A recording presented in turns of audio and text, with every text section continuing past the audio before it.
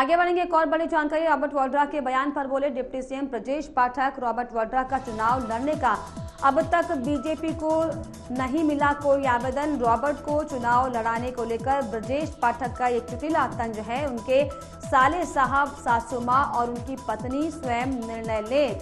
तो आपको बता दें कि रॉबर्ट वाड्रा जो कि प्रियंका गांधी वाड्रा के पति हैं, उन्होंने दरअसल चुनाव लड़ने का जो है दावा किया। इसको लेकर लगातार जो है चुटकीले तंज बीजेपी के नेताओं की ओर से कसे जा रहे हैं और इसी कड़ी में डिप्टी सीएम उत्तर प्रदेश के ब्रजेश पाठक ने भी इस पर जो है बयान देते हुए साफ तौर पर यह कहा है कि रॉबर्ट वाड्रा का चुनाव लड़ने का अब तक बीजेपी को कोई आवेदन नहीं मिला है।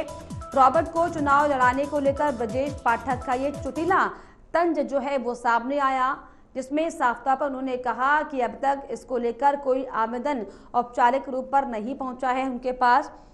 तो ये लगातार बीजेपी के एक के बाद एक हमले दिखाई पड़ रहे हैं। और इस पर ज्यादा जानकारी के लिए मेरे सहयोगी ओमशिल मेरे साथ जुड़ गए। ओमशिल, जिस तरीके से रॉबर्ट वाड्रा ने चुनाव लड़ने का दावा किया, इसको लेकर अब बार बार जो है बीजेपी के अलग अलग नेता चुटीले अंदाज में तंज कसते हुए दिखाई पड़ रहे हैं। बिल्कुल, जिस तरीके से ब्रजेश पाठक का बयान आया है वो बिल्कुल तंज कस रहे हैं। और आपको बता दूं कि रॉबर्ट वाड्रा ने एक इंटरव्यू में एक इच्छा जताई है कि अमेठी की जनता पर भरोसा है और मुझे वहां चुनाव लड़ना है। तो कहीं ना कहीं वो जो दावा कर रहे हैं, अब इस पर जब पत्रकार ने ब्रजेश पाठक से राय मांगी तो उन्होंने कहा अभी तक बीजेपी के पास कोई आवेदन नहीं आया है। वो कांग्रेस जाने, उनके साले साहब जाने और उनकी सास जाने, यानी सोनिया गांधी और राहुल गांधी की वो बात कर रहे हैं। लेकिन क्या जो अगर उत्तर प्रदेश में कांग्रेस को 17 सीटें मिली हैं, लेकिन रायबरेली और अमेठी की सीटों पर उम्मीदवारों की घोषणा नहीं की गई है।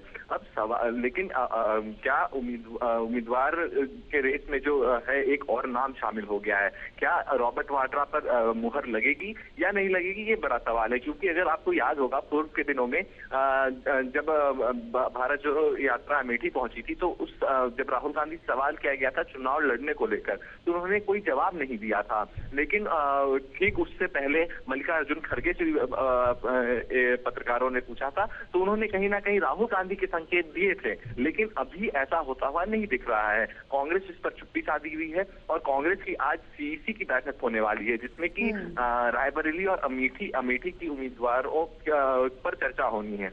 तो क्या रॉबर्ट वाड्रा पर मुहर लगता है या प्रियंका गांधी पर मुहर लगता है या फिर राहुल गांधी खुद लड़ते हैं? क्योंकि अगर हम 2019 का चुनाव देखें लता, तो 2019 के चुनाव में स्मृति ईरानी ने 55,000 से ज्यादा वोटों से हराया था उन्हें, राहुल गांधी को। तो कहीं ना कहीं राहुल गांधी भी वहां लड़ने से बचते हुए दिख रहे हैं। लेकिन हालांकि जिस तरीके से ओमशिल रायबरेली और अमेठी सीट को लेकर कांग्रेस में संशय बरकरार, लेकिन जिस तरीके से अब रॉबर्ट वाड्रा को लेकर दावा किया जा रहा है, क्या कांग्रेस की तरफ से कोई औपचारिक बयान आया है इसको लेकर?